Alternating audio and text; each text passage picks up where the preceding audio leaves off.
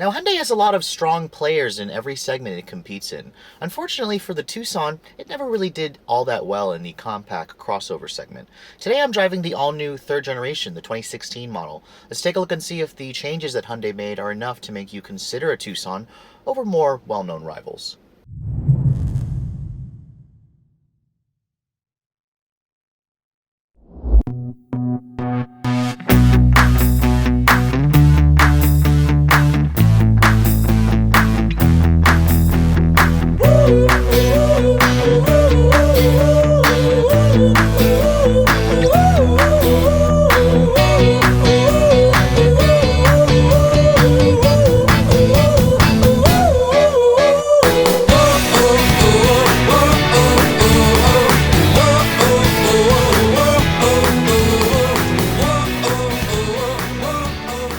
Now, when Hyundai first introduced the compact Tucson back in 2005, it was meant to slot below the company's best-selling Hyundai Santa Fe. And unfortunately for Hyundai, the Tucson name never did quite as well in terms of the sales numbers compared to the larger Santa Fe. Now, when Hyundai introduced the second generation, they added a big dose of style to the vehicle in the hopes of attracting more customers. It did well, but it never really took a lot of the sales pie from stalwart players like the Honda CR-V, the Ford Escape, the Toyota RAV4. Now, for this all-new third generation, Hyundai is adding even more refinement and technology to the mix. Hyundai has stretched the overall length of this car by about 3 inches. It's about an inch wider just to give the car a more premium, a more aggressive stance. The styling language of this vehicle is the company's new Fluidic Sculpture 2.0. That was introduced in the Sonata last year. It's done pretty well for the brand. It's certainly a handsome looking car, especially from the front. That big, bold grille, these wraparound headlights, the LED daytime running lights that come standard on most trim levels. Now, speaking of the trims, Hyundai now offers the Tucson in 4 different trims, starting at the base SE. You can move up to the Eco model, which has a different engine, the Sport trim, and then of course the top of the line Limited that my tester is. Now, the Hyundai Tucson is available with 2 different engines, just like its predecessor. Now, if you guys remember the first generation, Hyundai actually offered a small 2.7 liter V6 on that model. For the second generation, they got rid of the V6, offered 2 different 4s. For this third generation, they're still offering 2 different 4 cylinders. Most models will come equipped with the 1.6 turbocharged engine and 7-speed dual clutch that my tester has. It's the same powertrain out of the Hyundai Sonata Eco. We'll go into the driving dynamics later on. Now, looking at the side profile of the Tucson, it certainly looks great. The 19-inch wheels on the Sport and Limited tester that I have look great. They're one of the larger wheel options in the class. They're even wrapped in 245 series rubber. That's about 10 millimeters wider than what you're going to find typically in most of the competitors. Now, looking around the rear, you see a lot of design influences from the flagship Hyundai Genesis, and it certainly looks very handsome. These LED taillights look nice at night. The dual exhaust, the dual single exhaust outlet also makes the car look a little bit more sporty, and you can tell the car looks lower and wider, and it looks lower to the ground, which is basically the design language you're looking for to make the vehicle look a little bit sportier,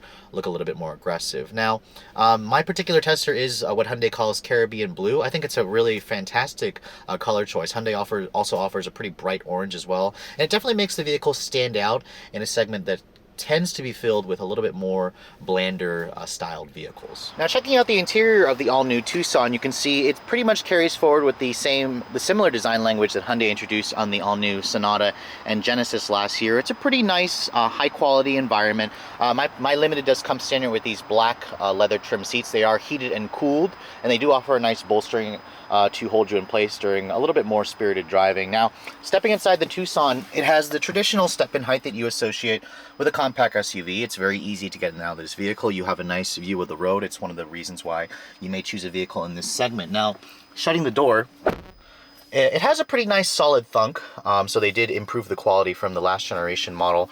Now, my particular tester does come standard with a push-button start. It does have Hyundai's new key fob.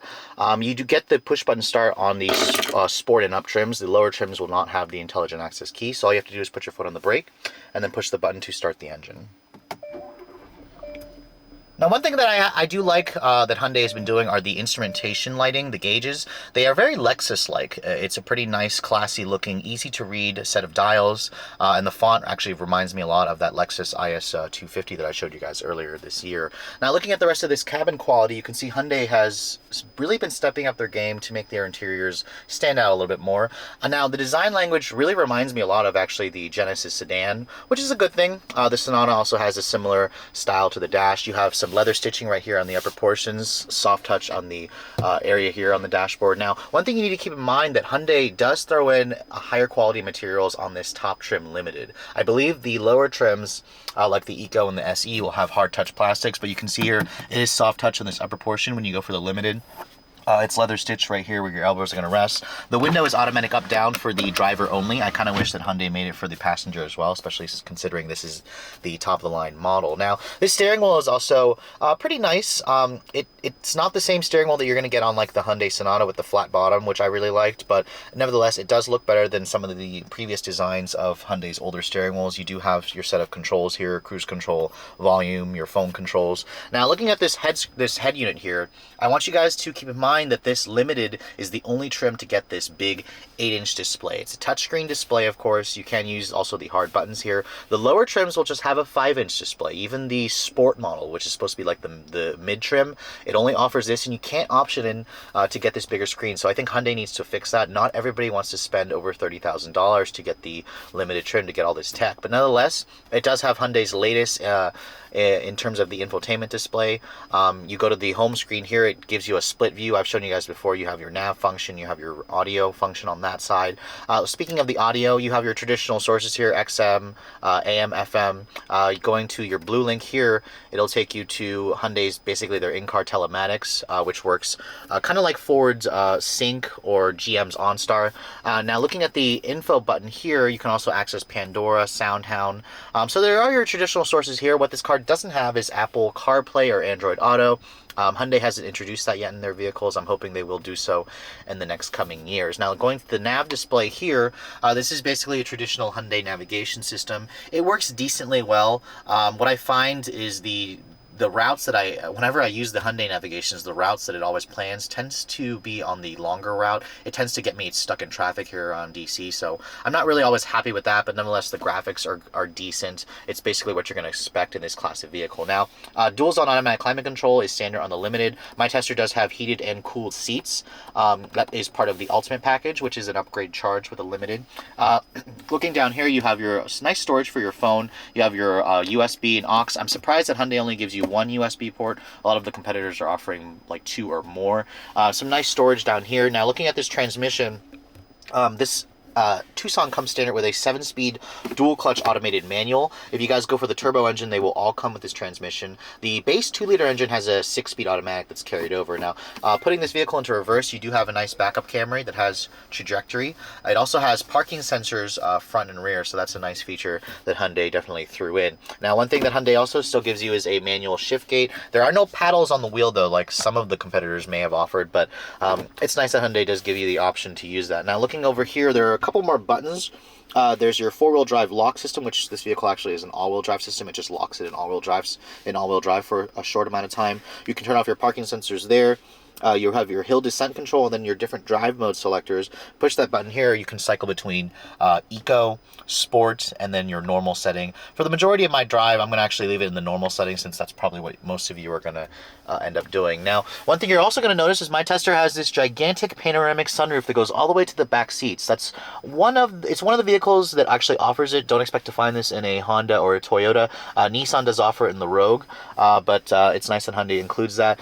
It does have a power retractable sunshade, so if you guys are really tired of the sun basically burning you, you can close the sunshade and it makes the cabin a little bit cooler. Now, looking at this center console here, it doesn't slide, but it is nicely padded. It's a pretty good size. Your glove compartment over here is also a decent size. It is damped, but it's not lined with felt. Now, the seats, I want to talk about the seats really quick. I actually found the seats to be a little uncomfortable for me. I found that the lumbar to be a little too aggressive on the driver's side. So really, you guys need to try the seats out and make sure they work out for you. Now, overall, the cabin of this Tucson certainly looks a lot better versus the previous generation. The materials are higher quality. Just keep in mind that you do have to go for the limited trim to get all the tech toys that I'm showing you here. Now, checking out the back seat of the Tucson, this is an area where a lot of consumers will heavily judge compact crossover, and the Tucson does pretty well. They did improve the legroom back here versus the previous generation just because of that wheelbase and overall length stretch. Now, stepping inside the back seat, you can see it's a pretty nice place to sit in. There's lots of legroom, lots of foot space underneath the front seats, so I'm glad to say that. Now, one thing that Hyundai did include are also heated back seats, so the rear seat passengers aren't shafted on a chilly fall day like on this particular day. The door panel materials back here are also soft touch, so it's nice to see that Hyundai carried that over. The Ultimate trim also includes LED lighting around the cabin, so it's a nice premium feature as well. There's also vents back here for rear seat passengers, dual map pockets. The seats themselves, of course, they do adjust, they recline like you see here, and they also fold down 60/40. There is a nice armrest right here with some cup holders, and overall the bench itself has decent thigh support. The leather, on the other hand, doesn't feel all that soft, and it could be a little bit more bolstered for the backseat passengers. Now, our power tailgate is included on the sport trims and up. It also includes Hyundai's feature where all you have to do is stand at the back of the vehicle with the key and it'll automatically open the liftgate for you. Now, because of that increase in size, Hyundai did improve the cargo area. The Tucson in the past has always been a little bit on the smaller side, but you're looking at about 31 cubic feet of space with the seats up. Fold them down, you're going to get about 62 cubic feet of space. Compare that to like a Honda CR-V, which gives you about 70. So the Tucson is still a little bit less, but overall it's still a very practical vehicle, so you're not really going to be sacrificing much there. Now, you do still get a temporary spare tire under here, so thankfully Hyundai hasn't given you that fix-a-flat kit like some of its competitors have gone to. Now, looking under the hood, you're going to find two different engine choices on the all-new Tucson. The base SE model will come with the carryover 2-liter 4-cylinder engine from the previous generation. That actually made 164 horsepower. This limited, or the Eco trims and up will come standard with Hyundai's 1.6-liter turbocharged GDI engine. That stands for gasoline direct injection. You can hear that's what the ticking noise is coming from. It's from the direct injection.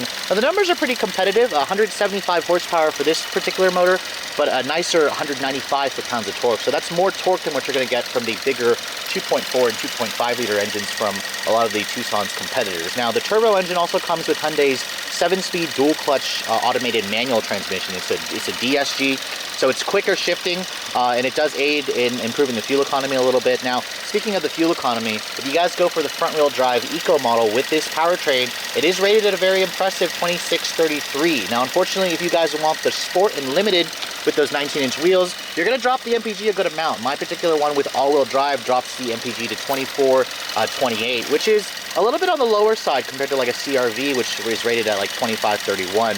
But overall, let's get out on the road and see how it works. You can choose this car between front or all-wheel drive. Of course, all-wheel drive is about a $1,500 upcharge if you guys want to go with all-wheel drive.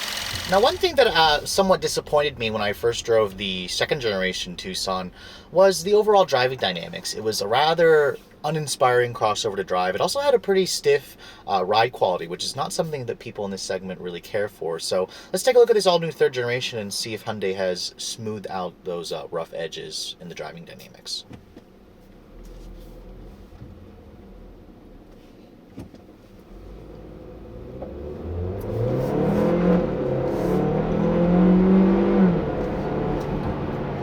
Now, one thing that I immediately noticed was this turbo engine when I first put my foot down for the driving dynamics. It has a lot of low-end torque, and the 7-speed dual clutch, it shifts pretty quickly. It's basically what you're going to expect from a dual clutch. And overall, the driving dynamics of this new one are much more pleasant. I noticed that immediately in the first 30 seconds of driving this all-new third-generation Tucson.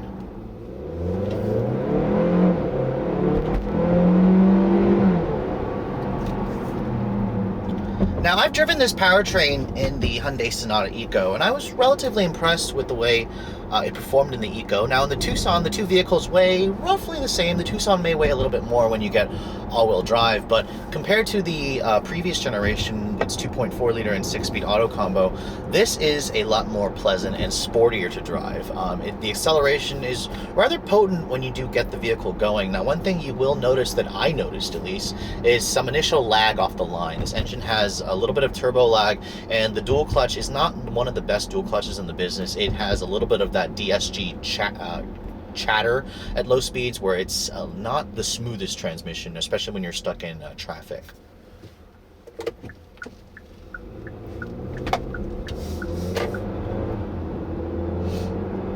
But when you are driving the car just normally, you will notice that the transmission shifts pretty quickly, and it does aid in making you feel like the car is a lot faster than it actually is. Now, one thing that I also did notice about this new Tucson is the ride quality. Hyundai really smoothed out that jittery and stiff ride that the previous generation had. Even my tester with the 19-inch wheels, it rides relatively supplely over the crappy pavements around the DC area here. It soaks up the bumps pretty well, and Hyundai also did reduce the overall interior noise levels. They're pretty much class competitive. A CR-V, a Mazda CX-5 will roughly have the same amount of interior noise levels.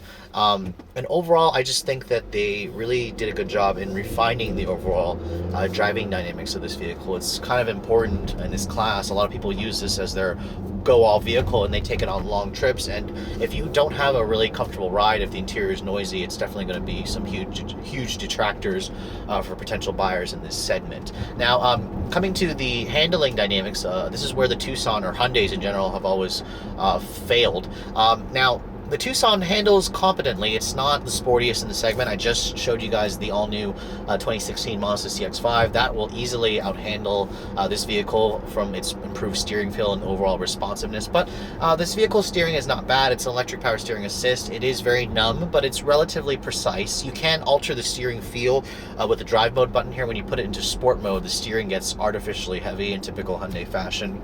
And the transmission tends to hold its lower gears. It tends to shift a little bit more aggressively. So if you guys are feeling a little bit feisty in your crossover, the Tucson does offer somewhat improved driving dynamics.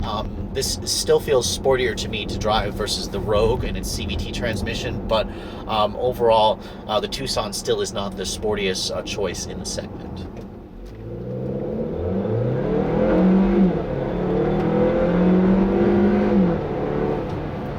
Now, there's not much test data yet on this vehicle since it's all new, but I would estimate that it will get to 60 in the low 8-second range. It definitely feels a lot quicker once the turbo kicks in, once the transmission gathers its thoughts and starts shifting as quickly as a dual clutch should. And overall, most of you are going to be quite impressed with how it accelerates when you put your foot down. Some of you may be annoyed with how laggy it is at initial throttle tip-in, but it's just kind of something that you have to get used to. I'm hoping that Hyundai will alter the tuning of their DCT. This is much better than the forward power shift that you first saw on like the Focus and the Fiesta, but it still could be a little bit better. It's not as good as some of the best dual clutches in the business. Now, one thing that Hyundai also did introduce on this new model is some new driver assistance tech. When you go for the Ultimate package, Hyundai throws in things like the forward automatic emergency braking. My particular tester also has blind spot monitoring. It has lane departure warning. It has lane change assist. Now, all the systems here are pretty much passive except for the automatic emergency braking, which is active. One thing that Hyundai did forget is any active lane keeping assist or a adaptive cruise control system that the CR-V and the CX-5 may offer.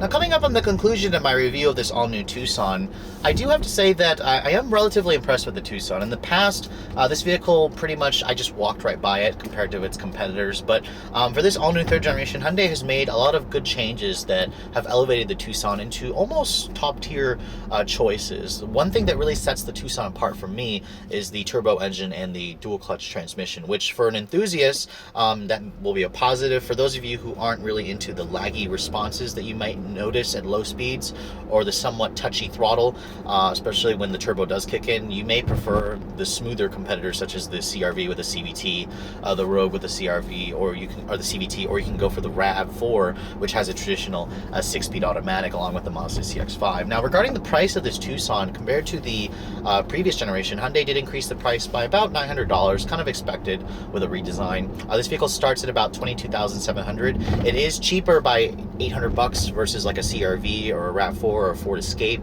Now, it is about the same price as the CX-5 with a manual transmission, so Hyundai actually throws in an automatic when you guys give it that $22,000 starting price. Now, from there on, you guys can go up to the Eco trim, which is about $1,500 more. It's a worthy upgrade if you guys want the turbo engine, which is definitely unique to the class. Now, the Sport trim going up from the Eco starts at about $28,500, and then of course, if you guys want everything, the limited trim is about another $3,500 on top of the Sport for about $32,000, minus the Ultimate package. The Ultimate package, which adds the big panel sunroof, the automatic emergency braking, heated and cooled seats, heated rear seats, parking sensors, upgraded audio system, that's about $2,750. So all in, my particular tester is about $34,900, just under $35,000, which makes it about the same price as a Mazda CX-5, a Honda CR-V Touring.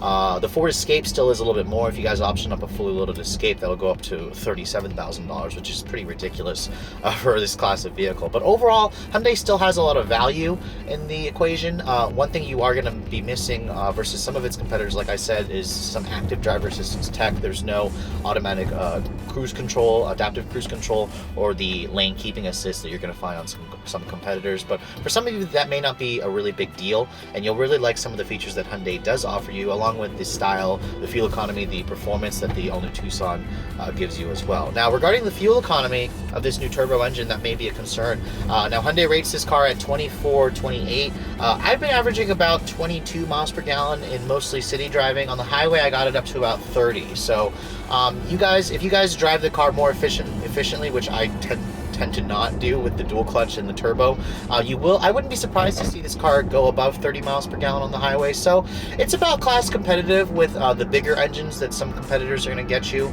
especially if you guys can drive a little bit more eco-minded, granted that I usually cannot. But overall, I'm pretty impressed with this Tucson. So if you guys are in the market for a compact crossover like this, you should make sure and check one out. You'll definitely be attracted to the styling, the warranty, the interior upgrades, the technology, and the Tucson is certainly worth a look if you guys are interested in this type of vehicle. Anyways, I hope you guys have enjoyed my overview of the 2016 Hyundai Tucson. If you're also interested to see the latest vehicles I'm testing, make sure you follow me on Instagram, like us on Facebook, and keep subscribed to the YouTube channel for all the latest reviews. Thanks so much for watching, guys. I'll catch you all in the next video.